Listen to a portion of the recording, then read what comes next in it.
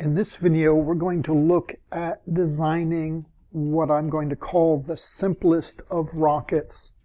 The rockets you're going to be designing are going to be utilizing something called a BT-20 tube, which is a tube that can directly accept the diameter of an 18 millimeter engine, meaning the inside diameter is 18 millimeters, outside is roughly 19 millimeters. This rocket is a really simple one, and we've experimented with this in Invent Team. It seems to work pretty well. The fins are made out of heavy cardstock, and they're notched, and they basically wrap around the body tube and interlock.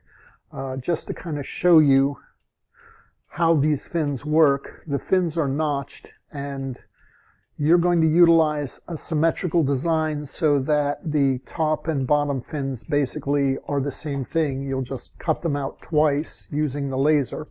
But basically, they wrap around the body tube, and there are notches so that they interlock with each other. And as a result, it's very easy to put these fins on. They can be held on with tape. And you're going to have a body tube, the fin assembly, which locks together, and two launch lugs, which will act as fin stiffeners, and a nose cone.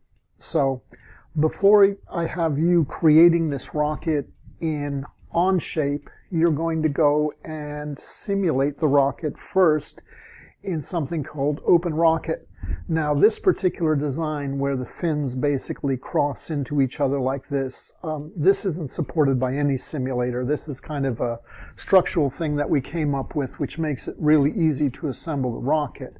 But to get a kind of a reasonable feeling for the rocket, what we're going to do is kind of make the rocket so that the fins are just standard fins projecting out, and that you'll have 4 of those to be able to do this. So before we get to Onshape, the first thing we're going to do is utilize OpenRocket. Okay, OpenRocket, you have access to it. It is openrocket.info. Get to this website and you can download the Windows version of OpenRocket. Now, it turns out it doesn't really do anything to the system. It just extracts a file, an executable file that it can put on your desktop. And because it doesn't modify the system, you actually have access to it. This does not work on a Chromebook, so you do need a PC to be able to run OpenRocket. So once you've done that, you will see there will be the Windows download that will take place. Run the download, and it will then put the executable file on your desktop to be able to work from there. To show you what you're going to be designing, okay, I'm kind of showing you the simplest of rockets. I made the fin square. You will not be allowed to use a square fin. You can use a trapezoidal fin or an elliptical fin. If you have symmetrical, meaning the top and bottom of the fin are identical, it will make your life easier. You'll only have to create one fin flat pattern, cut it out twice, and interlock them. If you decide to have fins that are not symmetrical about a central vertical axis, then you'll actually have to make 2 patterns. But more on that later. This is what the rocket looks like in OpenRocket, and I just wanted to show you I'm going to show you how you're going to build this rocket in here. This is kind of the CAD environment where you do this. Incidentally, you can get a nicer view. This is kind of the design view, but if I go to finished, okay, I can actually show you that, you have a 3D rocket over here. We can spin it around, to be able to get a feeling for it. Once you've created your rocket, you will then be able to select from a library of motors, and they have hundreds of motors. So, okay, you can pretty much find any motor on the market is available here. Once you've installed a motor on this tab, you'll utilize a flight simulation to be able to see how it flies. And from this flight simulation, I'm going to change altitude to feet here, but you can indicate what you want to see. Default is altitude, vertical velocity, and acceleration. Hit plot, and you will be generated a curve that shows you how high your rocket is flying, when the recovery system is deploying, what the acceleration looks like. Notice our engine curve and the acceleration look very much similar. Engine burns out, then we go into negative accelerations, okay, as we're going there, to eventually zero when we reach terminal velocity. Okay, and then we have our velocity curve, which shows us how fast the rocket is flying and then how quickly it will be hitting the ground. So basically you get to design a rocket and you get to test it out to see if it looks reasonable in here.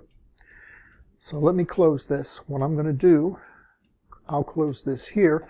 I'm going to start a new file and show you, once you've downloaded EasyRocket and extracted it, you open it up, okay, you're going to have a screen that's going to look something like this. Okay, so this is the blank screen, and this is where you're going to design your rocket. I find the easiest thing to do is to start with the nose cone. Now, I have 3D printed a bunch of nose cones, so I'm going to tell you specifically what the dimensions of this nose cone is. So we click on the nose cone item. What pops up is a preset list of manufactured components that can be purchased. So if you're buying a nose cone and you have its part number, you can basically go and select it and all the parameters get filled in. Well, we're not going to do that because I 3D printed it, so I'm going to cancel out of that. And the nose cone we want is going to be an O-give. We're going to learn more about O-give nose cones when we get into on-shape, but you can have conical, O-give, elliptical, or ellipsoidal rather, power series, parabolic, and hack series. And these are all just different ways of generating curves that nose cones can be created from. The O-give is basically a circular arc, to be able to create the shape. Okay, so we're going to use an O-give. Shape factor is 1. That means that this curve is tangent to the body tube, which means the center of the arc lies on this line here. Okay, our base diameter, you can change your units in here, and we're going to change it to 19. That's our outside. Our length, switch to inches, and I'm going to change it to 1 because that's basically the shape that I've selected to be able to work from here. So I'm printing a 1-inch tall nose cone, 19 millimeters. When I printed it in 3D, I had it fill in the nose cone to make it heavier to ensure you were going to have a stable rocket. So you're going to go to override, and where it says mass, I want you to put in 6.6 because that's going to be the weight of the nose cone that we have. So I've selected that. Notice we now have our mass with no motor. Our rocket is the 6.6. We have this in here. Okay, so we've put our first part in. Our next one is going to be the body tube. So click on body tube, and again, here's all manufactured ones. You're just going to close on this. Because we said 19 millimeter, it matched the nose cone. So it put in a 19 millimeter. And it turns out the lengths we're going to utilize are 20 centimeters or about 9 inches. So these are the body tubes I have. So this is all acceptable. We'll accept that. Okay, so you have a nose cone, you have a body tube. Next thing we're going to do is add some fins. Now I am going to make a simple square fin. You will have to utilize a trapezoidal or an elliptical fin. Let me show you the square fin, okay, and then I'll show you how you can modify it. So we're going to use trapezoidal fin. You have to have body tube selected because fins go on a body tube. Okay, number of fins is how many fins the rocket has. Okay, for our design, we're going to go with 4 fins. Okay, fin cant is if you wanted the fins to be mounted not longitudinally, like straight, but you want them tilted so the rocket rolls, you would do this. You will set cant to 0 because our design is set so that the rocket is going to go up straight. Root chord is the dimension here, how at the rocket to body tube connection, how big is the fin? I'm going to switch to inches, and for this demonstration, I'm going to put 1.5. Okay, so I switch over here. Okay, so this is now 1.5. Tip chord is how large this dimension is at the tip. So again, for a rectangular fin, I'm going to go and just put 1.5. Okay, oops, that's meters, meaning inches. So let's go to inches. 1.5, there we go. Next, the height. The height is the distance from the root to the tip. So I'm going to switch over here. These are all going to be kind of square fins, so 1.5 to be able to work on that. Okay, sweep length and sweep angle. Okay, these two are coupled to each other. The sweep angle is the angle that the fins basically go back from a vertical line. If I wanted them straight, I put the sweep angle to 0, and the fins are basically straight to be able to do that. Sweep length would be what distance do I want this point to be behind this? So for example, if I put in, I'm going to switch this to inches, and I put in 0.5, I have just moved this point back 1.5 inches. Okay, for this simple, I'm just going to put it to 0 to be able to work in this. So I've created the fins. The other thing you need to do is the thickness of the fins, leave it at square. We're going to drop down, go to inches, and put in 0.02. Okay, this is going to be medium heavy cardstock, and this is what the thickness turns out to be. Now that I've adjusted this, the weight of these fins come out to be about 2 grams. So I'm going to press OK here. Okay, so we now have a set of fins on our rocket. Okay, now that we have this, don't forget as you do this work to save. I'm going to call this Easy 3. So this is not auto-saving. You have to save as you do your work. Okay, there is a stability index which is listed right here, and it's in units cal, which stands for caliber. What this is the distance between the center of gravity and the center of pressure divided by the body tube diameter. Body tubes, the diameter of a projectile is called its caliber. So basically this distance divided by body tube would be 4.47 cals. Remember that we need the center of pressure behind the center of gravity. So if this number is positive, basically that occurs. When you design your rocket, you need this number to be between 1.5 and 2.5. Okay, those are a good range for cals for this. Okay, now mine's saying 4.47, but I don't have the engine installed yet. So let's look at how to do that. I'm going to switch over to Motors and Configuration and click on Body Tube. If I have multiple tubes, you have to tell it which one actually is going to accept the engine. We only have one. Now we're going to do New Configuration. This is where we get to select our engines, okay, as it goes from here. Now, I'm going to check at this point. This is giving me small engines. I'm going to cancel out of here.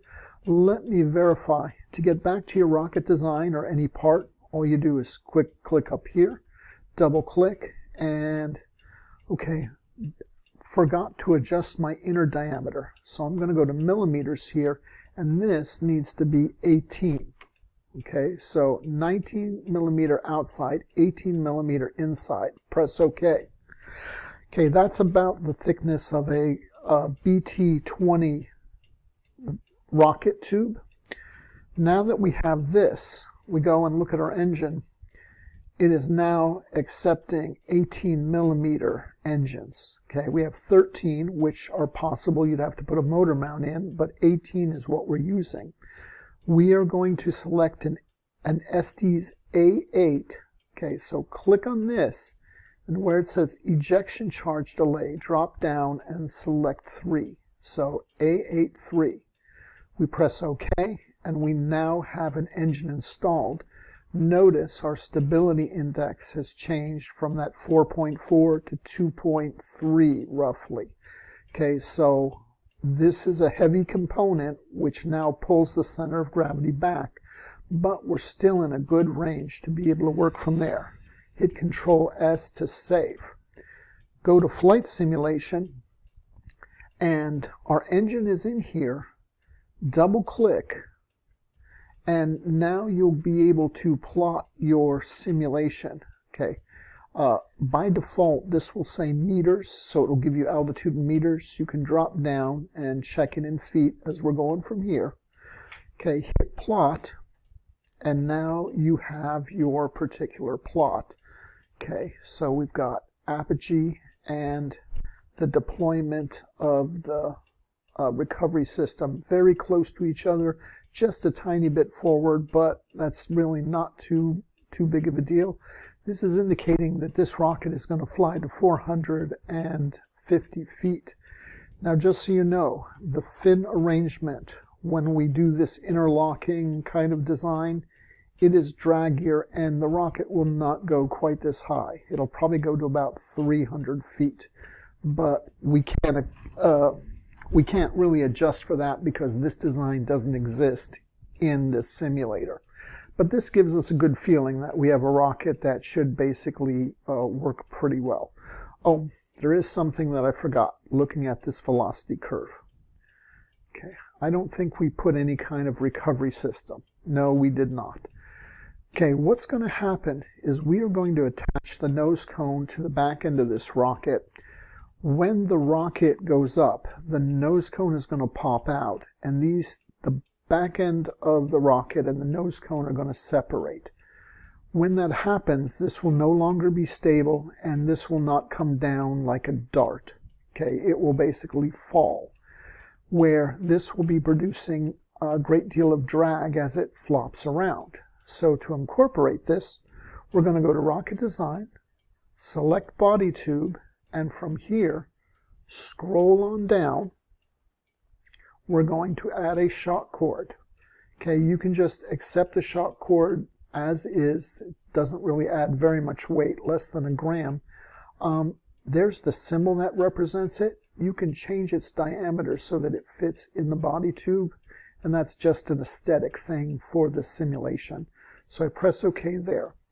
The next thing we're going to add is select the body tube and select streamer. Now, these are all manufactured streamers that you can purchase. We're going to close that, and what we're going to do is put in a streamer length of 20, which is the body tube. We're going to change the streamer width to 1.9. Let's go to millimeters. 1.9. Click on out here, and you can see our area has come down. Okay, so we now have a streamer that represents basically the body tube. I'm going to, let's change the packing diameter again. Okay, you can move this if it's closing things up. So change this so that it fits inside. Press OK. We've now added basically shock cord and the effect of the body when it's coming down. During recovery, this is what deals with the drag that's present. Okay, so let's hit Control S to save again. Go to our flight simulation, double click, and hit plot. And now notice things have changed. We're going up. We are seeing the recovery deploying. It is a little heavier, so our deploy time and apogee are slightly different, but you'll notice our fall has gone linear.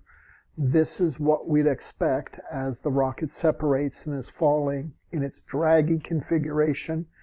Basically, it's seeing the side of the rocket, not the circular cross area. It is slowing it down. We do hit a terminal velocity, and we land to be able to work on that. So, with that said, okay, I've demonstrated how you can go and simulate this. I'm going to ask you to basically make trapezoidal or elliptical fins. You can play around with these. Okay, when you go over here, let me tell you a little bit about some of the parameters, right? I already talked to you about the tip chord, but if I go to inches and say here I go to inches and I change this to something like 1, okay, I've narrowed it. Remember I set my sweep angle to 0. I would like this to be symmetrical, and this is not a symmetrical off the vertical. Okay, so I have a difference of 0.5 inches. If I put my sweep length at 0.25, I am now moving 0.25 inches. Thank you. There we go. 0.25 inches, I have now centered this. So I just took the difference of the root and the tip and divided by 2, set the sweep length to that. That makes a symmetrical fin design. Press OK. Notice I have a 2.5 here. I would still consider this to be fairly reasonable, so I wouldn't worry too much about it if it's a little bit over. Matter of fact, if you go 1.5 to 3, that'll be fine. All right, so that is a fin arrangement with trapezoidal fins. If I want to delete this, all I have to do is hit the delete. My fins are gone. To put elliptical in, same deal, 4 fins. Set my root chord up to be, I'm just for the demo going to use 1.5. I'll use the 1.5 again here. Okay, I now have elliptical fins on this rocket. Notice I've got a stability index of 1.7. Okay, come over to my flight simulation. I can double click, plot, okay, and I am now going to 280 feet with this fin arrangement in here, okay, as it's coming down. So, okay, you can see as we change our fins, I think something I forgot to do. Yeah, our weight's not correct. Remember, when you put your fins in, we are using paper. The fins, 0.02, drops us down to 1.5. We're actually a little bit lighter now. I'm at my 2.53 again. Now hit the simulation, hit plot. Now we're actually hitting almost 475. We're just a little shy of it. For subsonic flights, elliptical fins are actually often the most efficient, and you'll see rockets that are going for altitude, if they're low powered, will utilize elliptical fins. Okay, let me close this here. When you are finished with this, okay, don't forget to save. Okay, you will generate a report. Do print design info. You can select everything. Save as PDF. And it will now have created that. If you want to see what it is, you can go print design, do the preview and print.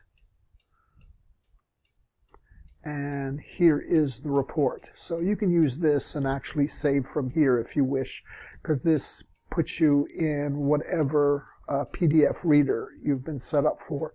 But there is your information of your simulation. Here is your altitudes in meters. Okay, here is the part list, okay, that you have. Here is the positioning of the fins on the body tube. That's a template. Here is your nose cone template and your fin template if we were making this as a traditional rocket. Okay, so let me close that there. This file I want you to turn in, the PDF. Make sure you save the OpenRocket file though as well. Okay, so as a matter of fact, upload the ORK and the PDF file. Okay, this way we sure you have it, and should your computer crash or whatnot, you can always recover it. That concludes this video.